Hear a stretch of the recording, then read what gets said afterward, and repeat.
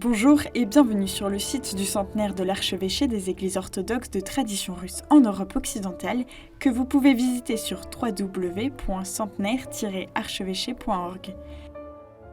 Le site a été créé pour marquer les 100 ans de la fondation de l'archevêché en dehors des frontières de la Russie par un décret du patriarche Tikhon de Moscou de 1921. Cela a eu lieu à la suite des événements tragiques de la révolution bolchevique et de la guerre civile en Russie, qui ont eu pour conséquence un très grand nombre de réfugiés du régime soviétique. Le site a été réalisé en partenariat avec le service culturel de l'Institut national de l'audiovisuel, qui propose beaucoup d'archives vidéo et photos exceptionnelles liées avec l'histoire de l'émigration russe de la première moitié du XXe siècle.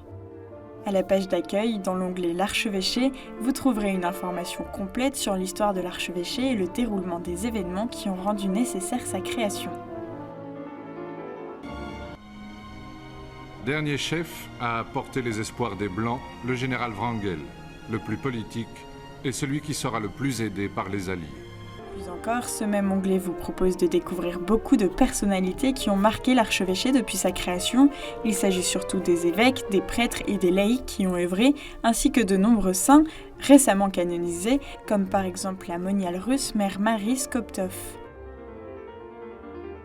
Elle était à la tête de nombreuses activités caritatives à Paris pendant la Deuxième Guerre mondiale.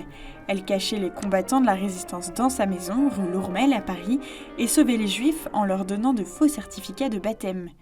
Trahie par un ami, elle a été arrêtée par la Gestapo et envoyée à la mort dans le camp de concentration de Ravensbrück en Allemagne.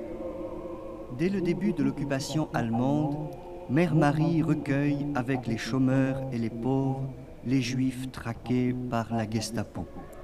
L'onglet Théologie vous donnera la possibilité de découvrir l'histoire et les activités de l'Institut théologique Saint-Serge à Paris. Pendant de très nombreuses années, il a été le symbole des études philosophiques et théologiques dans tout le monde russophone. La politique soviétique anti-religieuse rendant impossible les recherches dans ces domaines, de nombreux intellectuels russes y ont eu la possibilité d'enseigner, de publier, de traduire en différentes langues leurs ouvrages, faisant ainsi de cet institut un véritable lieu de rencontre entre l'Orient et l'Occident.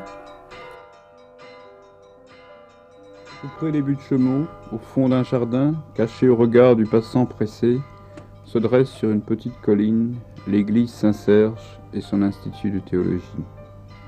Dans ce même onglet, vous trouverez aussi les biographies et toutes les références des ouvrages de nombreux intellectuels réfugiés russes du XXe siècle.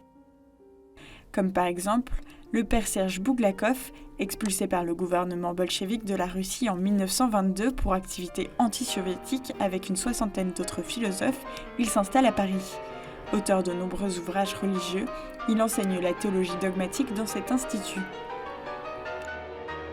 Également, l'onglet Patrimoine artistique propose de découvrir les histoires de vie et les œuvres marquantes de nombreux artistes réfugiés russes, comme Igor Stravinsky, un compositeur, chef d'orchestre et pianiste de musique moderne, considéré comme l'un des compositeurs les plus influents du XXe siècle.